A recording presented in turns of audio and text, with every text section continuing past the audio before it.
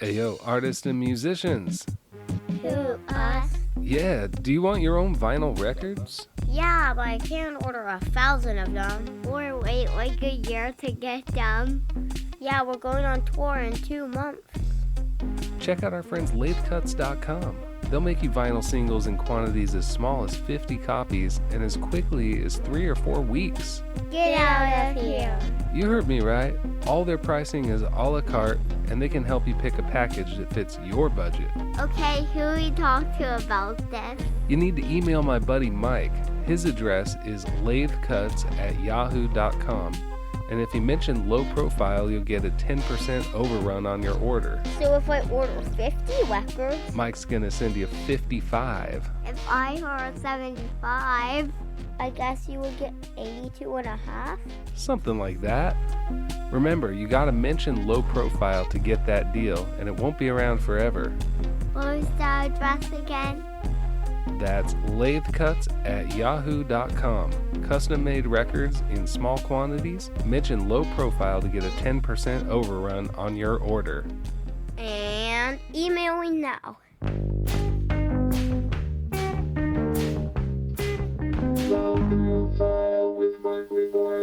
Hey, it's Markley, and you are listening to Low Profile. Today, I am handing the show over to my friend Matt Murillo. He's talking with John Dwyer of the Osees. This is a track from their latest album, Protein Threat. It's called Mismuth.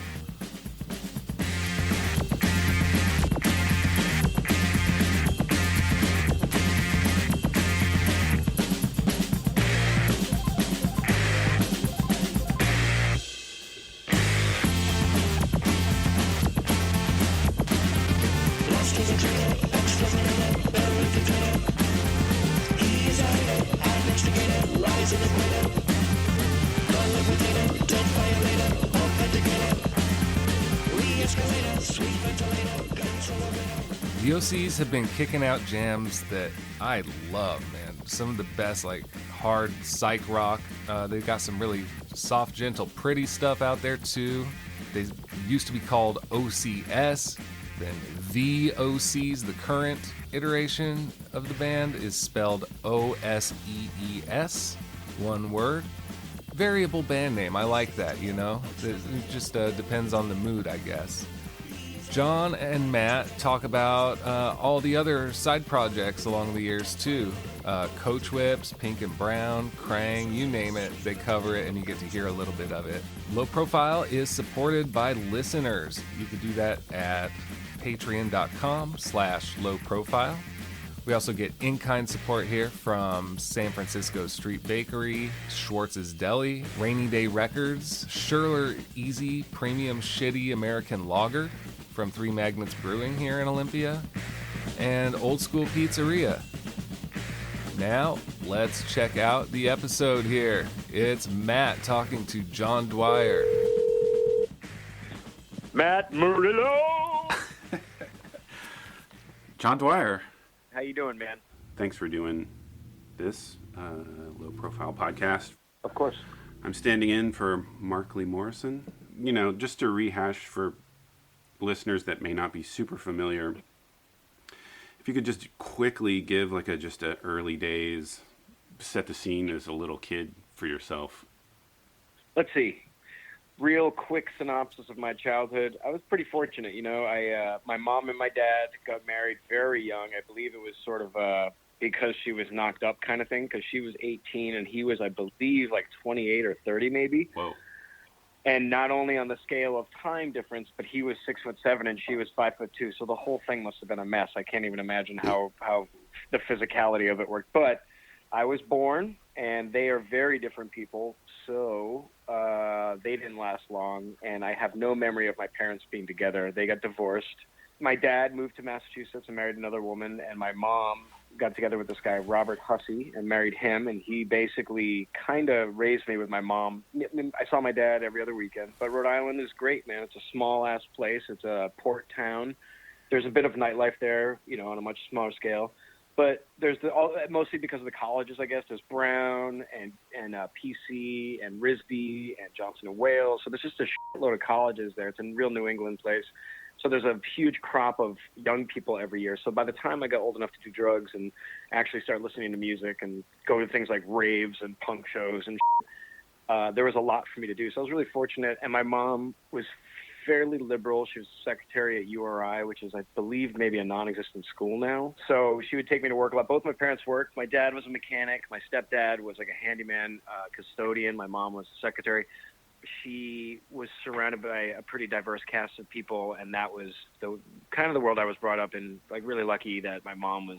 I feel like I really am glad I grew up with my mom, is what I'm saying, I guess. Yeah. Because she's a pretty open-minded person and was definitely very supportive of me doing whatever I want. I think I was a good kid. I didn't get in a lot of trouble. I coasted through school because I hated it so much that I did the bare minimum to get by, which I did. So I got by with Sounds familiar. like a C average, probably, maybe B if I'm lucky. D is for diploma. Yeah, hey man, as long as I get through it. And then, I was supposed to be the first person in my family that went to college, and I didn't. And I remember my mom rolls with the punches so good that I was like, I'm not going to college. I'm done. Like, after I graduated 12th grade, I was like, I'm out of here. And she basically was like, really? And then she was like, oh, well. Like, she got over it in, like, the space of a breath. Growing up with, a mechanic dad and a handyman stepdad, are you pretty handy? Did you, learn how to do...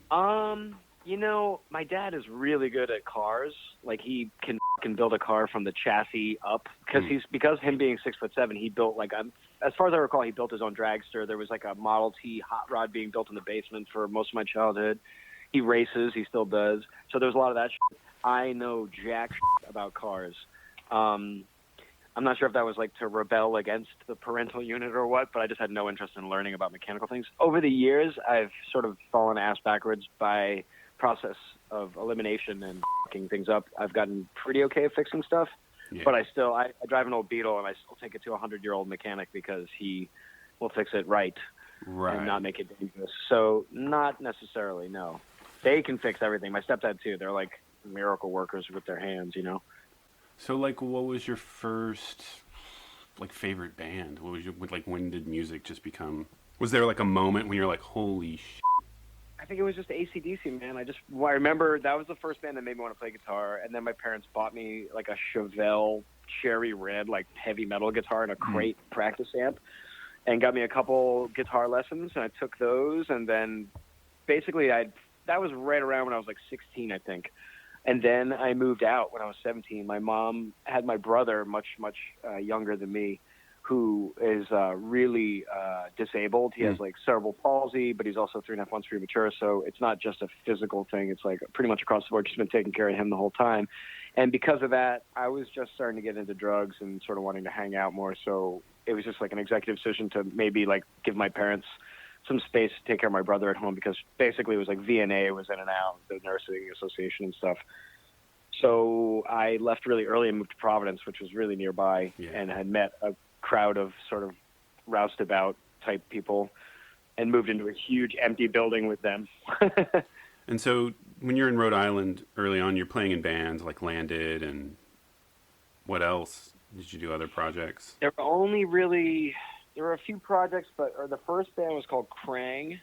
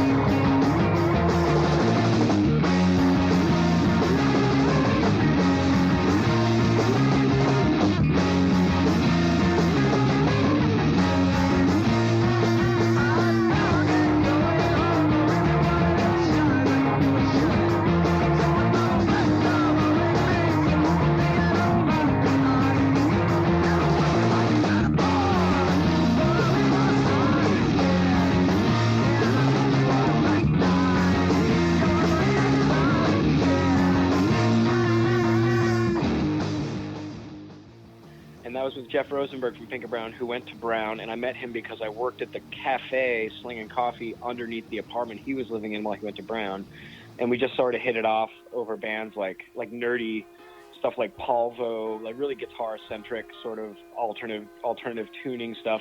And he was sort of friends with or himself booking shows for a lot of bands at Brown. So Brown would bring these like crazy, like, you know, now I know because I'm playing college shows and shit, you'll just play an empty room that they like bring a PA into. So I get to see like lots of bands there, like, and there were a lot of local bands there too, but like The Makeup came through and like Crown Hate Ruin and like just tons of like weird stuff. And then of course all the clubs downtown had all ages shows. So I was seeing like lots of hardcore shows. Drop Dead is from Warwick, so they were playing a lot and bringing a lot of hardcore bands through. And just kind of got lucky again. Just like my whole life has been fortunate in like meeting one person who would be a keystone to a whole group of people that I would get along with. So Jeff was like sort of my doorway to people at Brown University and RISD and thus Fort Thunder.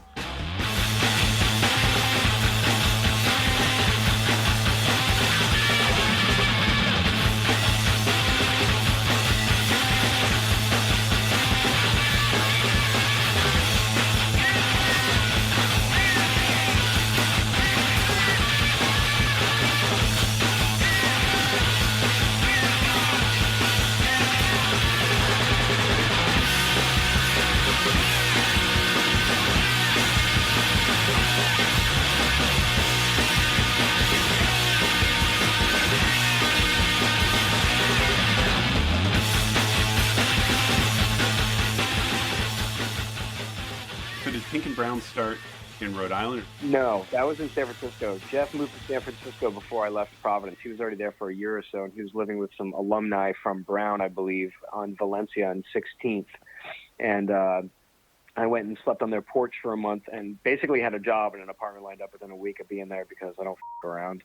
Yeah. So I got a job painting houses and moved into a room that had no... a room that was basically a thorough way to get to other bedrooms on the second floor of a warehouse with no windows. That was disgusting. And I lived there for about a month and then promptly started dating a girl who lived there. And then I don't really remember where I lived right after that. That was sort of a blur of a time. But yeah, Pink and Brown started in the basement of that warehouse I was living in where they had a trap door on the floor that just went down to another windowless room, and we started practicing there during the day because nobody was around, you know. But that place had shows while I lived there. Lightning Bolt came through town and played there. Fuckface, which is Matt Shapiro, who went on to do Nigel Peppercock, and he booked at Chemo's for years, and then he owned the Elbow Room in San Francisco. His band played there early on. So lots of like I just like always stuck my thumb in anywhere that had music-related vibes, like that DIY thing for sure. I think in Pink and Brown, that was when I first met you. You came through Houston, and I met you when you were doing Pink Wow, and Brown. that long ago, huh? Yeah, and you played at Natsuo. I love Natsuo. Weird place. And so, but I'm guessing that wasn't like your first tour or anything like that. You had toured some before that. It may have been, man. I mean, not my first ever tour, but that might have been Pink and Brown's first tour. You know, Pink and Brown didn't tour a ton of times. We did probably 2, maybe 3 tours.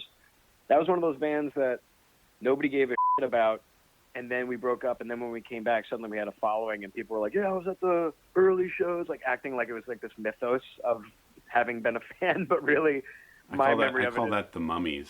Nobody gave a fuck about the Mummies until they were gone. I remember watching old Mummies footage, and people in the crowd were like, fuck you! Shut like, up! Just yelling at them. Yeah, there's that video of them playing New York, and like, Trent, one of his keys is stuck, like just blaring the whole time, and yep. They're so that wasted band and no one cares. Mess.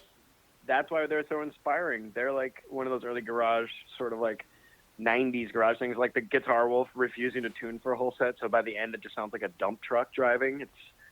It's such a punk catastrophe. I always loved that shit. Were those kind of things in your ears when you were like starting to do Coachwhips type stuff?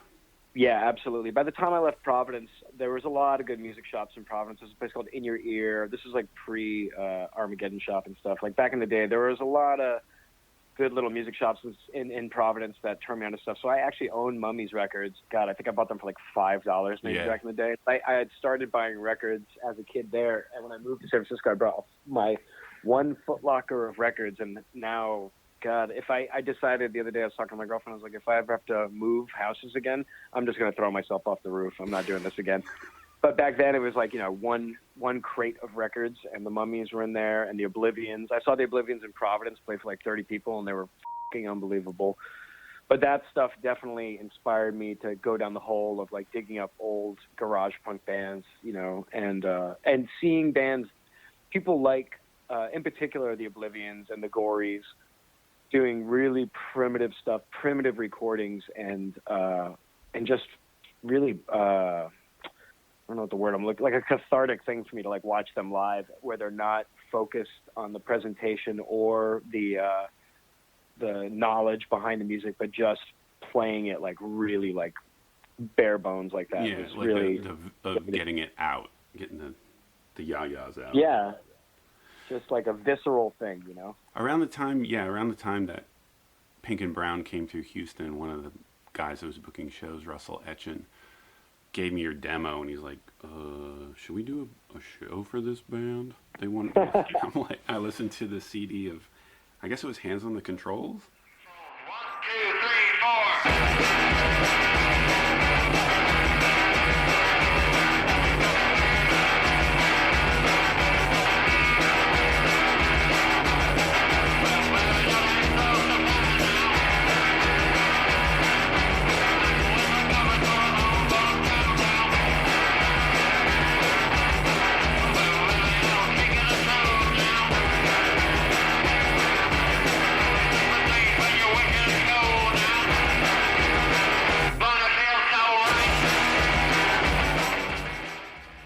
It was a demo, but before the reissue or whatever. Yeah, we used to mail out cassettes.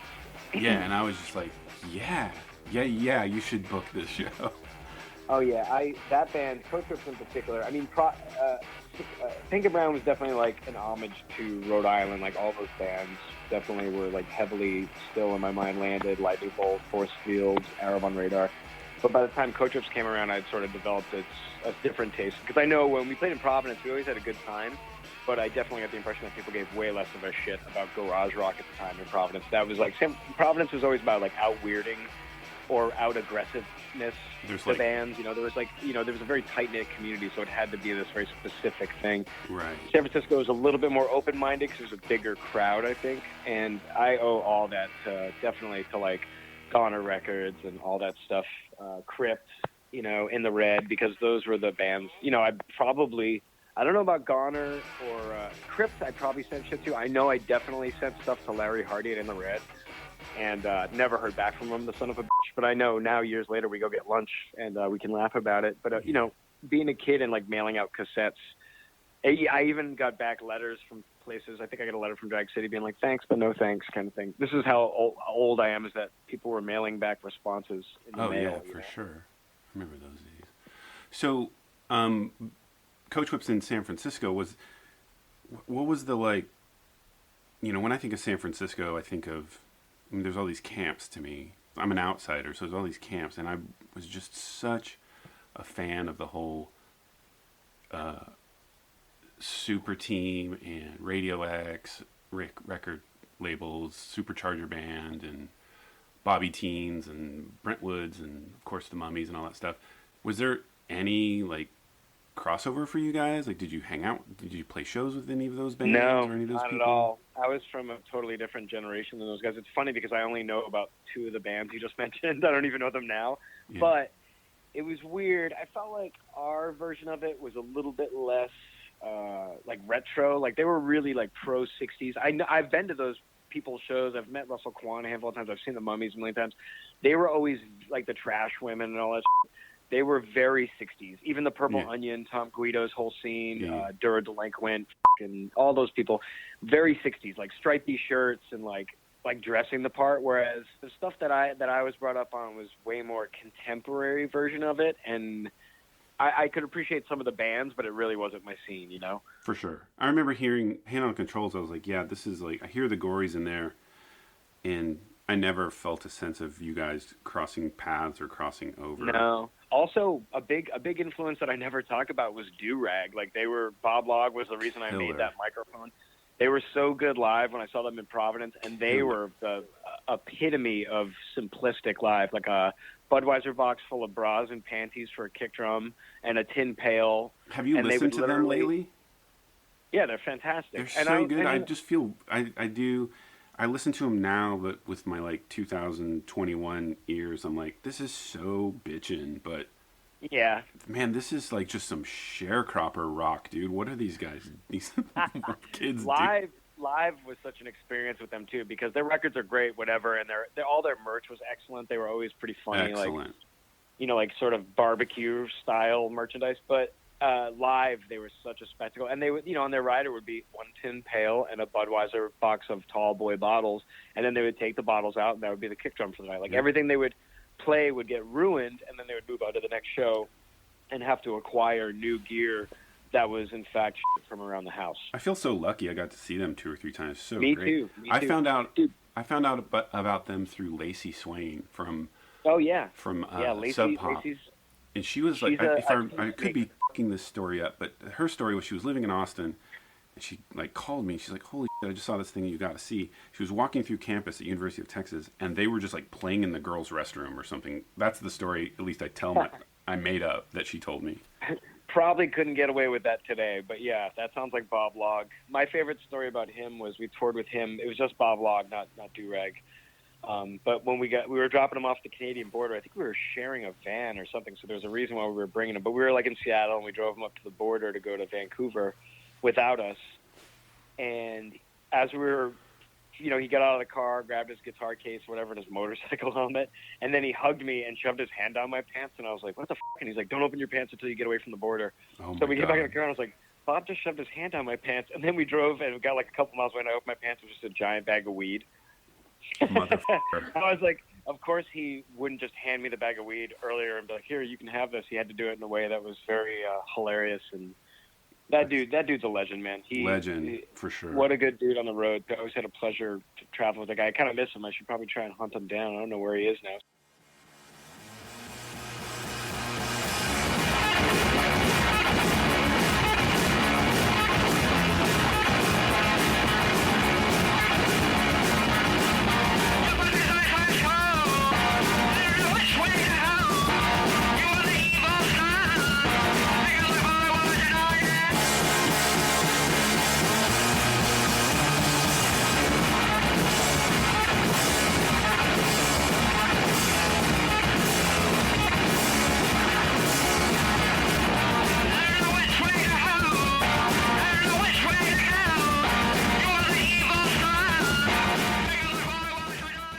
So let me ask you this, John.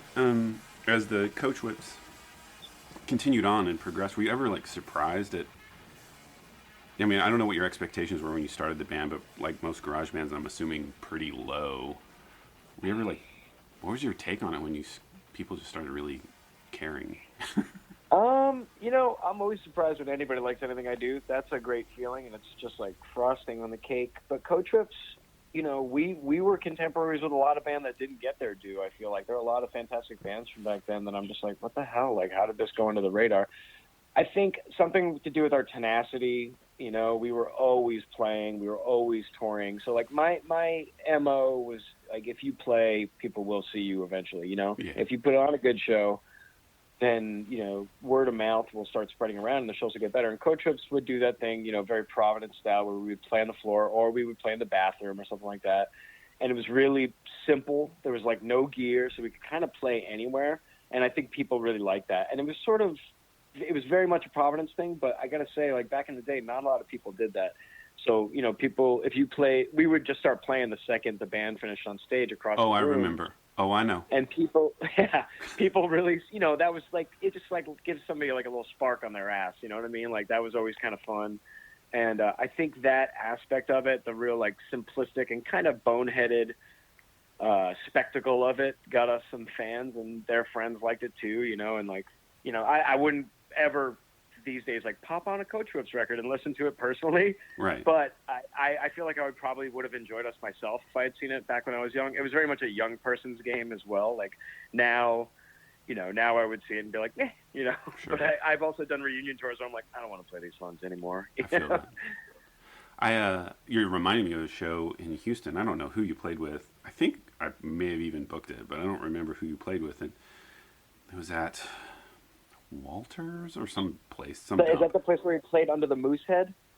No, you guys played and you set up while the opening band was playing, and you just, as soon as they were done, you just started ripping it from behind the pool table, and the crowd went ape, and you jumped on the pool table and like headbutted one of those goofy ornate pool table lights like you would see at a Shakey's Pizza or some stupid and it broke the light, and I remember the owner of the bar was just off her nut, so mad at me, just like, what the f-?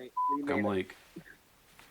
We made a lot of bar owners really mad, but the funny thing was for every person that got really mad, and she was totally right to be mad, might I add, because how disrespectful. But at the same time, we would every now and then, like, okay, the perfect example of that was the first time I ever played at the SF Eagle. We played outside. I remember asking the bartender slightly aggressively, like, hey, we're going to play outside. I hope that's okay. And he basically, like, counteracted my aggression with his own aggression, where he's like, I don't give a where you play. And we played outside, and they had a fire pit, and I jumped in the fire pit, and it, like, kind of melted my shoes. And then afterwards, he came up to me, and he was like, hey, you were the guy in that last band, right? It was the same guy I'd asked if we could play outside, and he obviously didn't remember what my face looked like because he didn't even give me the time of day. And I was like, here we go. He's going to get mad. He was like, that was amazing. And he's like, you're welcome back anytime. So, like, anytime there was a bar owner that would get upset, there was usually another bar owner who was like, loved it, don't care about this dumb thing you did, you know, and they would be like, come back. And then, you know, so it just depends on who you get, because I look back on some of the shit I did, I'm like, yeah, I would be mad too, probably.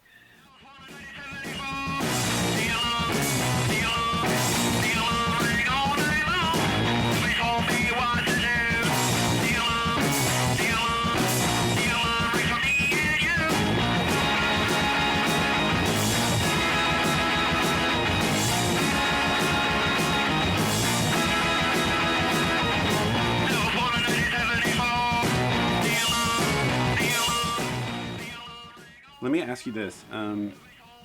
We have CJ in common, Girlsville Records, and I've been talking to her in leading up to this, and man, I'm just so pumped that she's in Portland, nearby me here in Olympia, and been working with her with some of my projects and stuff. She crushes. I love that lady, and I have nothing but the best things and the best. Same. Happy to continue working with her. Yeah. Sure. Can you tell us a little bit about how she ended up with, you know, demos and all this stuff, and it kind of seems like she's. Correct me if I'm wrong, but it appears to me that like she's kind of the holder of the Coachwhips. Yeah, she is. You know, she has the torch legacy more right now. than even I do. Yeah, I mean, so when we first met, it was at a show, and she approached me, and basically me and her were into the same drugs, which were gnarly drugs, and somehow just hit it off. That's how it was with that stuff sometimes. And she really dug the show. And basically, I think the version of the story I heard her tell, which as far as I can recall is true, was she was like, do you want to do a record? And I was like, sure. And she was like, that's it, just sure. Like, there's no conversation. And I was like, look, nobody's banging down my door. So if you have money and you want to do a CD or something or an LP, then let's do it, you know? So I'm sure because of the drug consumption, I was probably handing her whatever I had on hand, demos, rough cuts, you know. She probably has more than I do in terms of the archive, but definitely I just gave her everything, and she put stuff out until we were able to find a label that, you know, I had. Then after a while, I hadn't seen her for quite a while because we both sort of spun off our own orbits, but you know, I'm really glad to see she's doing well and obviously kicking ass now. So anytime she approaches me about putting something out, she's like, can I do this? I'm like, yep. It's the same story it always is there with me and her, where I'm like, sure. Yeah, so, man. And that Be Gay Do Crime comp is bitchin' that just came out. I just got the LPs in the mail like 2 days ago. I'm looking. I haven't got mine yet. How does it look? Fantastic. I mean, I'm an LP man, so I'm really always happy to see something on the 12-inch format, you know? Man, that's great. I can't wait to get my hands on mine. Yeah, but I'm wondering if I had any more thoughts about CJ. We could go probably a full hour talking about CJ. Cause I'm sure there's plenty of stories I could tell that I shouldn't tell in the podcast, so I'll just leave it where I'll that share all my texts from her with you later. They're hilarious. Probably all stories. She's as my mom would say, she's a real hot so.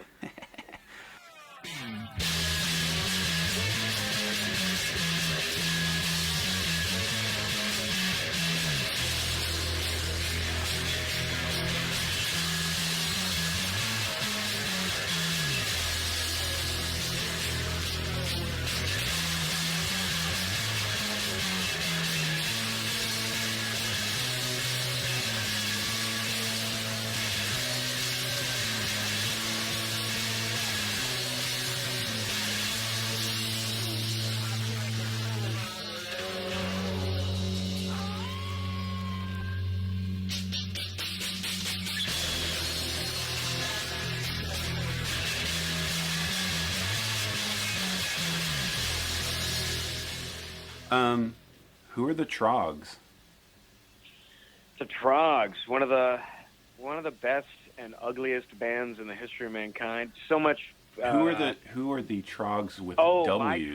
My Trogs. Oh, it was just an homage to a band I loved, and it was just a really grindy version of that. The funny thing about that was I was playing drums and doing backup vocals and that, and it turns out, for as simple as the Trog sound, that shit's actually kind of hard to play. Like, those songs are deceptively simple sounding, and the Trogs, the real Trogs, have so many great records, even up past their hits. And of course, there's the archival fairy dust recordings of them where they're arguing with each other about how they need another hit.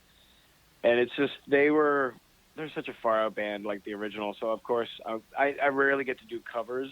Yeah. So much. So that one was a really fun little project. And we only did 2 shows, one of which was the Eagle, and it was amazing. And then the next one was at a place, I want to say it was 54 Tahama, which was like a little arts, like sort of draggy little warehouse space that way deep downtown.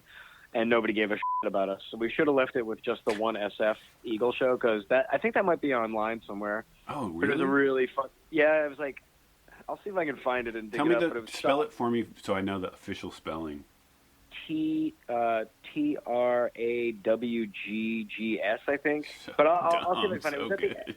It was at the SF Eagle, and it was 2 songs. I remember, I think it was it might be on the Double Death DVD that came out on Narnek. Oh, yeah. In the extras, there might be a couple of videos on there. But basically, it was like one of those random shows where everybody was dancing and everybody knew the words to the song. So everybody was like jumping around us and singing the song. And we should have just left it there because that was the perfect night to do it. And we weren't very good. Like, I definitely was failing on the drums. So it was like just a mess, but in a really perfect way. I love it. But I still love the Trogs. Every now and then, like just now in Mexico City, like a year and a half ago, I bought a bunch of Mexican Trogs LPs that I found that I was like, what? Rad. Yeah. So good. So one of my favorite Dwyer bands that I feel is unsung is Yikes. What can you tell me about? Tell me about Yikes, man. I want to know. I don't know. I don't know a whole lot about it. I never got to see it. I have a record or 2.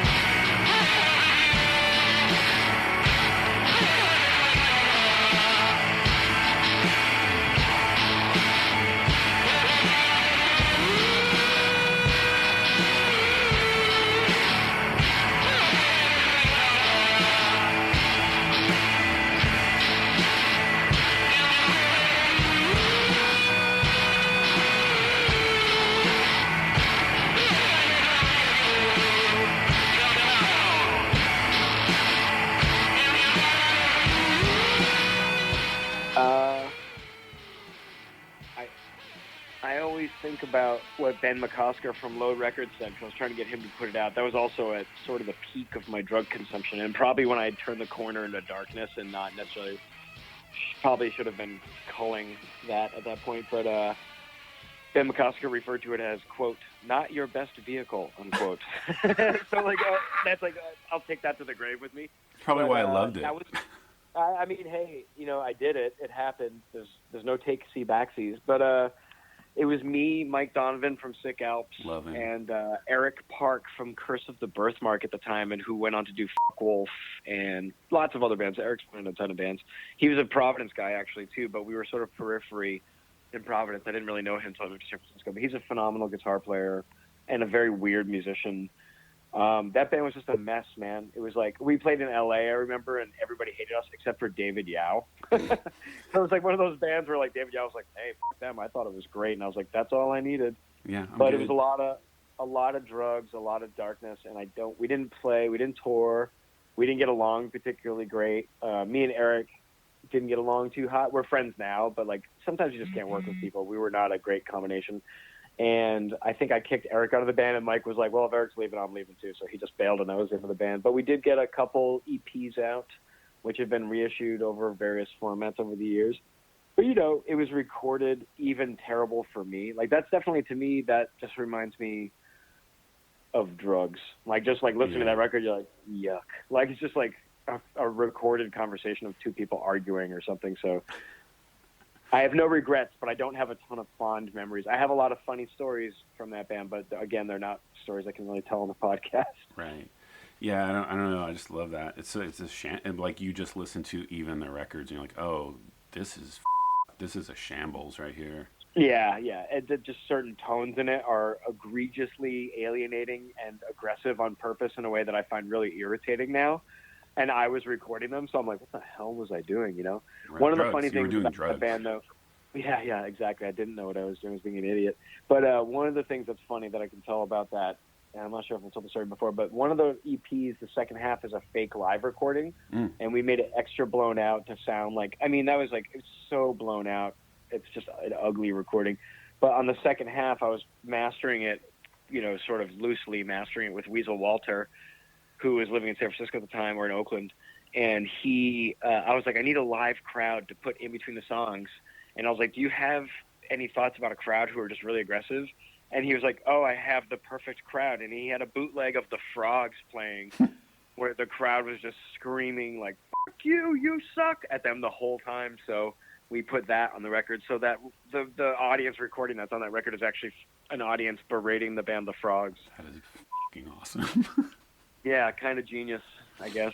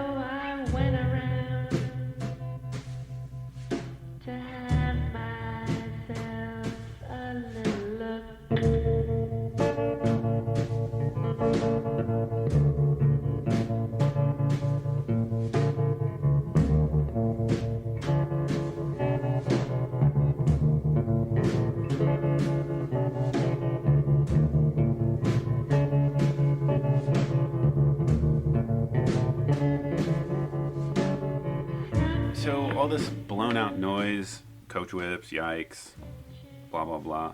You're doing OCS at the time, probably, I'm guessing, in your bedroom. And then that slowly morphs into the Osees, I'm guessing. Yeah, it was definitely a reaction after having spent time in that sort of noisy environment. It was like a little bit of a respite from all that. It started out as a way to like be alone and record and then slowly bring other people in, but keeping it pretty quiet. And ironically, when you're doing the drugs that we were doing, there's this weird thing that happens where for, people always equate things like speed and stuff with people being really aggressive. But my memories are when people go too far on that stuff, they get weirdly quiet.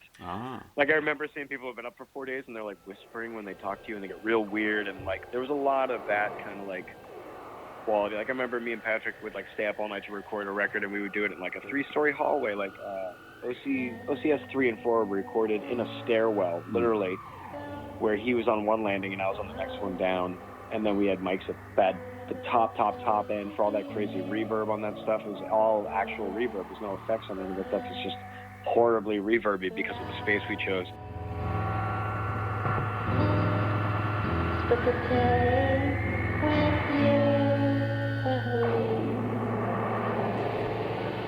But I remember we got home that night. We recorded on a 4-track cassette player. I got home that night and we were just listening to it at like dawn, and I just fell asleep sitting up.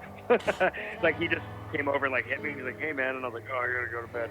But that's like, the memories I have from the sort of catalyst of that becoming an actual band and not being a solo project was like same thing, like sort of just on my way out of a certain world that I didn't necessarily. I was probably pointed out of at that point and getting towards like a more mellower lifestyle,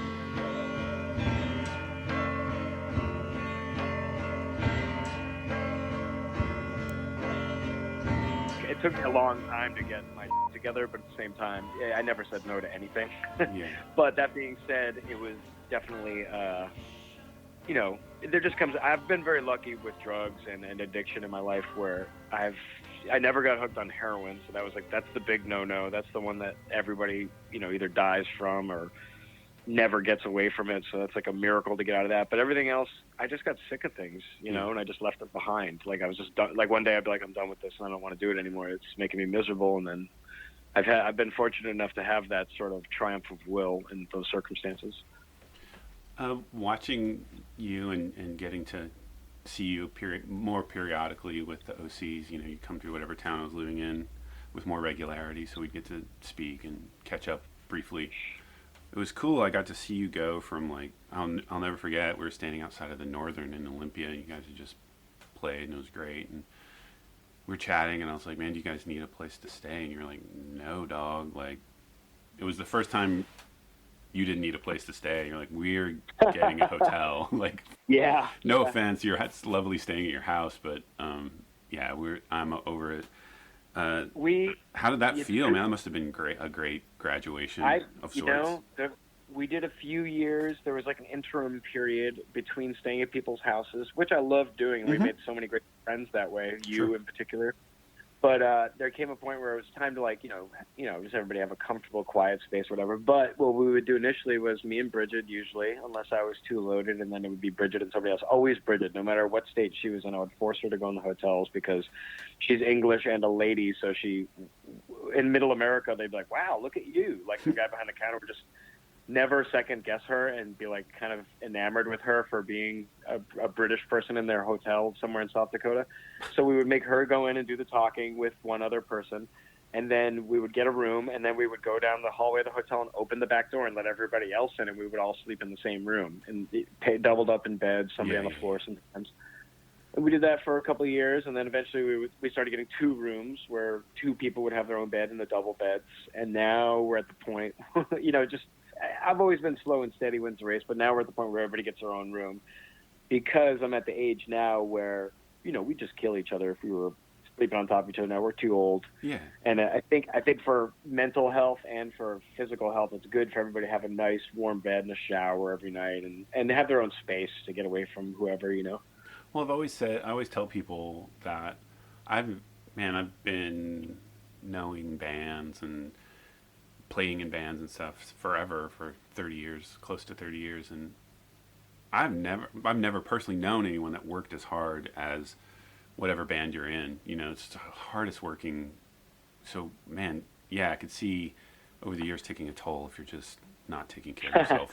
With a shower, okay, like sometimes a shower is all it takes. A shower will make you a new person. I tell you what, this year has been really educational for me because I've had to learn how to just relax. Because I mean, I've still been like probably more productive this year than I've ever been in my life, just based on necessity or sanity. But at the same time, like I've had a few days recently where I'm sort of getting over the whole thing now, and I'm like, I want to get back on the road, and I'm tired of it, and I have to like force myself to just take a breath and relax, you know. But I'm still working on like 3 projects right now, so I'll always be that way if I can, you know? Yeah, this is a good chance for me to ask you a question I've wanted to ask you for a really long time.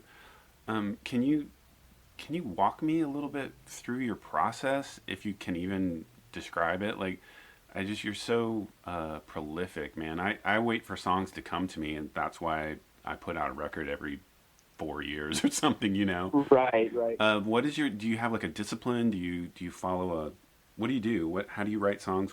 How do you create? If you can even describe that. It depends on the project, but I'm always playing music. You know, I'm always listening to music. I'm always inspired by everybody else's music as well, contemporary or old. It doesn't matter. Like I'll hear a drum beat on something, or I'll hear a production tweak that I really like that'll inspire me to have my own idea. And often my imitations are so terrible that they're unrecognizable as having been inspired by anything sometimes. Yeah, that's rock and roll, like for real. Yeah, I mean, you take something and make it into something else, but depends. You know, with Osees these days, and I'm so thankful for this, we just sit there and jam for hours and hours and hours, and I record everything, and then I go through and I take it home by myself, and I'm the one who sort of dictates what we're going to keep and what we're going to toss. And I go through, and I'm pretty good at putting things together, so I'll be like, okay, this jam from this day is sort of in the same tempo as this jam from a week later, and it's in the same key, or we'll shift keys to make things work. But I have such players now that they can bring things to the table that, like, I can hear something in my head sometimes, and I'll be like, what about this? Or they'll, like, just bring something of their own accord that's totally outside of my wheelhouse of ideas, which is great.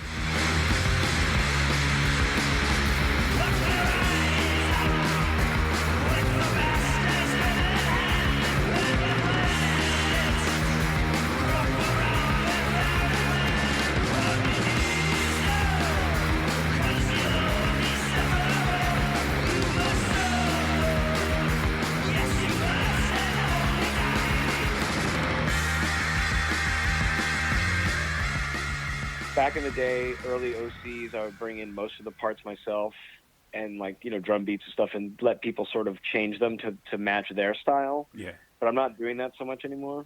But with, you know, Damaged Bug, I'll start with beats often and then go from there. So I'll have drummers come in and play beats, or I'll rip a sample or use a drum machine.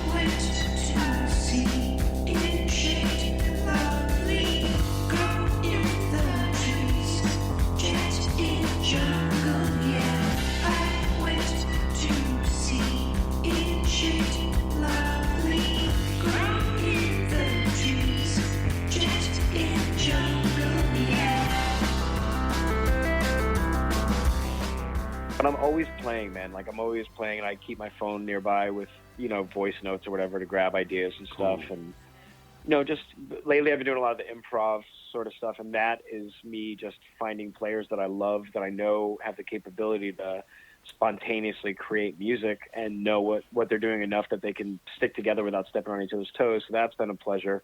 But it's a totally different world because you're not technically writing, you're just spontaneously composing. So it's very different. You know, that's improvisation. So it's just, there it is on tape. And then I'll go in and edit it a lot. Like, I'll pull volumes up and down to, like, sort of showcase moments that work better to make the songs work. But for the most part, that's where I've been leaning this year pretty heavily, because obviously there's not a lot of time for people to be together and work. So the improv sort of works perfect for that, because it's such a quick and easy project in terms of the logistics of coming up with music. There is no there's no idea going in, so there's no work. It's not like banging a stone with a hammer, you know. Right. And Endless Garbage is kind of your main improv vehicle right now? No, none of them are really, but I guess Bent Arcana, which came out last year, was one with that was the initial concept, which was mostly based around this guy Ryan Sawyer from New York and this guy Pete Curlin from New York, who Pete is actually an old Providence guy from bands.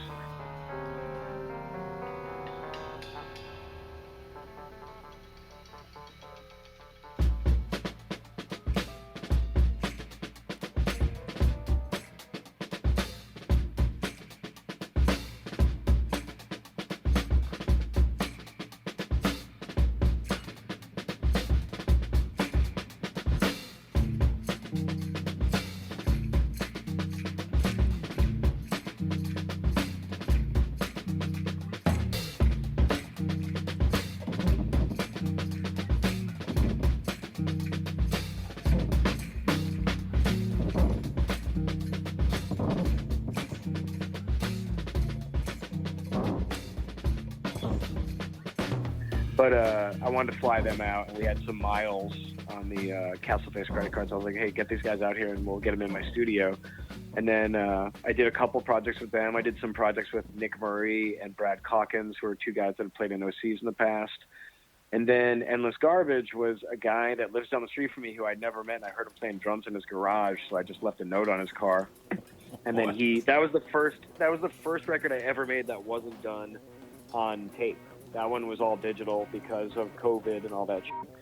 So he sent me drum tracks, and then I brought in players one at a time. The interesting thing about that record is that nobody had ever met that played on that record. So nobody was in the same room at the same time. They didn't know each other, and everybody basically did one or two passes tops over the last two guys, the last three guys, you know? So that was an interesting one, and it was really fun to work. Yeah, it was just, it was funny because I didn't know Ted, the drummer, at all, and he was the main catalyst for the whole thing. And when I finally sent it to him and it was done, it was like a month later. I was like, I kind of did it pretty quick. And I sent it back to him, and he's a noise guy who went to Berkeley, I think, for music, for drumming. And but he plays like very frenetic, chaotic drums now. And I sent it back to him, and he was like, holy shit. He was like, I think his exact quote was, I never would have made anything like this in my whole life, but I love it. But he's like, it's like so the opposite of what he does.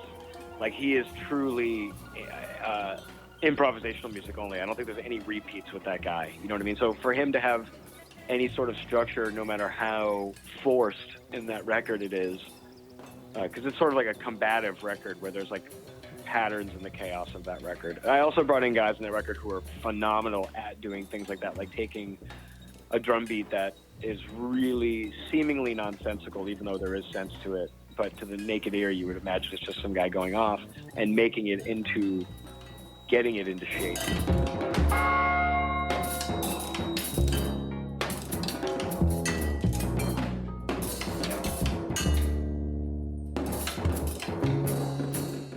Just an interesting project. I can't wait to re-listen to that now that I know all that. That's so cool.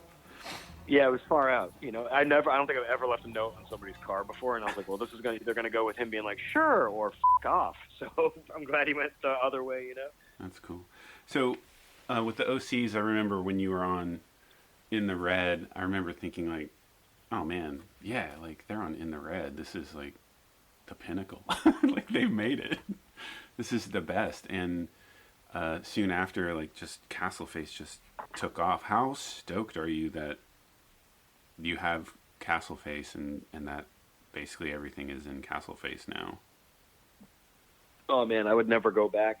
I mean, I still work with a couple buddies labels on and off, like, it's CJ. Yeah. And I work with this guy Jochin for Rock as Hell Records out of Austria. But for the most part, I love having the label with Matt. My partner, Matt Jones, is fully responsible for having kept it alive as long as it has been and keeping the bureaucratic and logistical end of it a flowing thing, because if it was just me running it, it would either be broken and gone or very on a much smaller scale than it is. Yeah. I think I probably could have done Osees records, but they probably wouldn't be on mail order. There'd be no special orders. It would just be through Revolver. The way I work is very simple, and like I said, I hated school, and that kind of work really reminds me of, like, my job at Castle Face is so easy. I just be like, this band is cool. Let's reach out to them, and then I get to hang out with the band. You know what I mean? Dream. And like, yeah, it's a easy job. Whereas Matt's job is like, he does the same thing I do, but then he's like, okay, let me facilitate fabrication. And here's a dumb idea that John had that we've never done before. So I have to figure out how does one make a book out of mylar, like that, you know what I mean? So it's true. I'm constantly throwing him curveballs, and the dude just doesn't blink. Luckily, much like myself, he's a workaholic.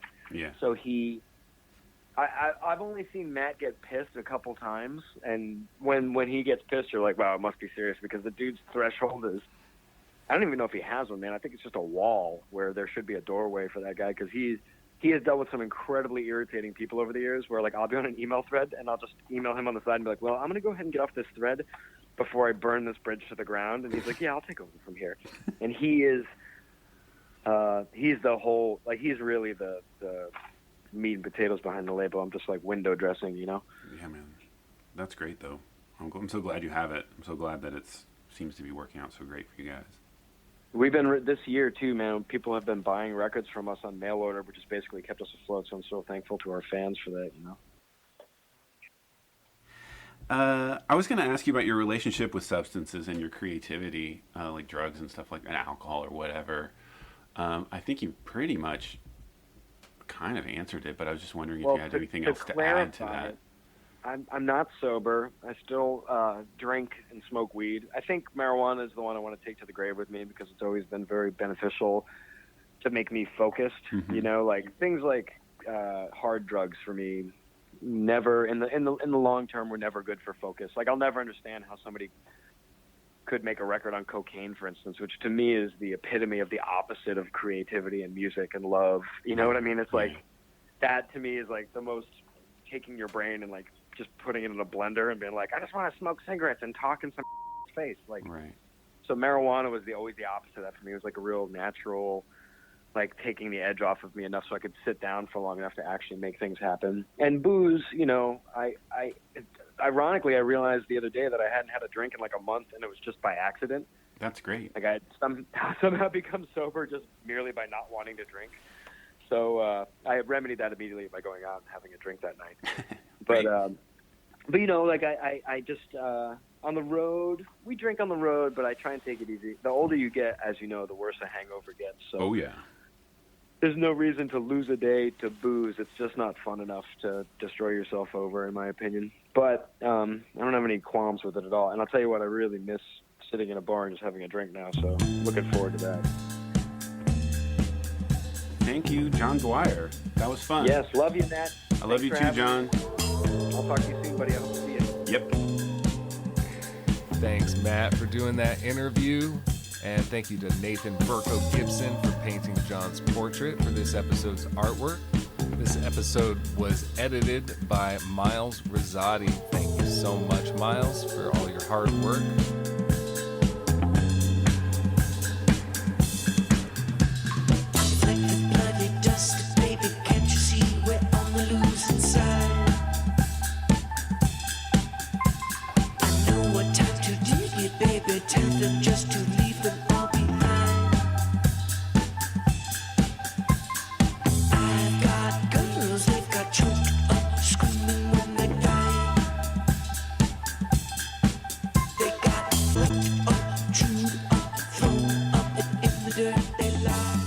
Find more about this episode at lowprofilepodcast.com. You can also catch up on old episodes if you'd like to.